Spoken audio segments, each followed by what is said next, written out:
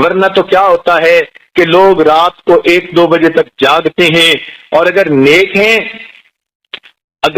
ہیں تو پھر اٹھ کر فجر پڑھ لیں گے، اور پھر فجر کے بعد ایسی نیند آتی ہے کہ دوبارہ سو جاتے ہیں۔ پہلے وقتوں کے لوگ تہجد 2 نیندوں کے درمیان پڑھا کرتے تھے، آج کل کے نیک لوگ فجر کی نماز 2 نیندوں کے درمیان پڑھتے ہیں، پہلے بھی سوئے ہوئے فجر کے بعد بھی سو جاتے ہیں، تب جا کے کہیں 8-9 بجے ان کی نیند پوری ہوتی ہے۔ یہ نحوست ہے رات کو دیر سے سونے کی، اگر جلدی جاگتے تو صبح کو جاگنا نصیب ہوتا۔ تو فطری تقاضا یہی ہے، انسان رات کو سوئے اور دن کو جاگے۔ جلدی جاگنا نبی علیہ السلام کی مبارک سنت بھی ہے، اور انسان کی صحت کے لیے بھی اچھا ہے، اس لیے کہ جب سورج نکلنے کے قریب ہوتا ہے، ہوا کے اندر اوزون گیس ہوتی ہے، اور وہ انسان کی صحت کے لیے انتہائی ضروری۔ سونے والا بستر پہ اس کو انہیل نہیں کر سکتا،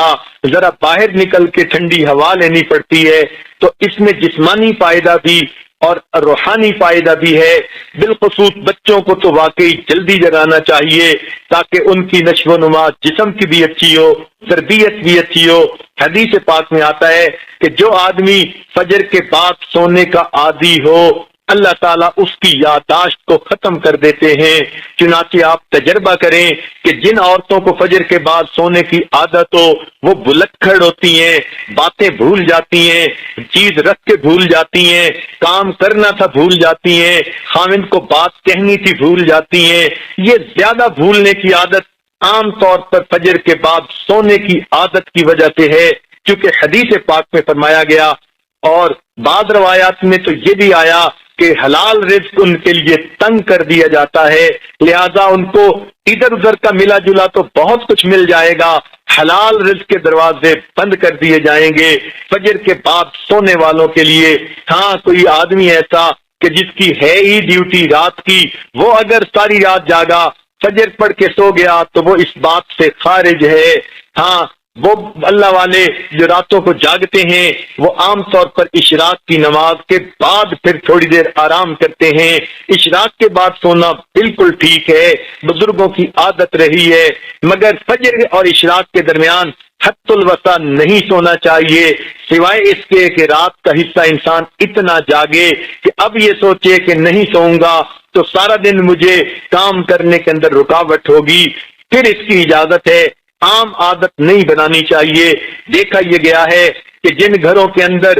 کچھ کھانا پینا ہوتا ہے اللہ تعالیٰ نے دیا ہوا، تو وہاں پر صبح کے وقت اسی طرح سوئے پڑے ہوتے ہیں، بلکہ موئے پڑے ہوتے ہیں، پورا گھر قبرستان کی طرح لگ رہا ہوتا ہے کہ سورج نکل چکا اور گھر کے لوگ جاگ بھی نہیں رہے ہوتے۔ اس لیے کفر کی دنیا میں صبح کا ناشتہ سیریل کا انہوں نے بنا لیا، نہ کچھ پکانا پڑے اور نہ کچھ تردد کرنا پڑے، بیوی اپنے وقت پہ جاگے، خاوند اپنے وقت پہ جاگے، بچے اٹھ کے سکول جاتے ہیں تو وہاں مائیں ان کے لباس پہلے ہی تیار کر کے رکھ دیتی ہیں، ان کو کہتی ہیں بیٹے صبح اٹھنا، الارم لگا کر سکول جانا ہے۔ بچے اس لیے کہ سکول اگر نہ جائیں وقت پہ تو ان کو استاد کی طرف سے جھڑکیاں پڑتی ہیں، سکول کے اندر سزا ملتی ہے، وہ اپنے وقت پہ اٹھتے ہیں، اور چھوٹے چھوٹے بچے اپنے کپڑے خود بدلتے ہیں، سیریل کا ناشتہ، ٹھنڈا دودھ بھی مل گیا، اور کہیں سے ان کو جو ہے وہ کوئی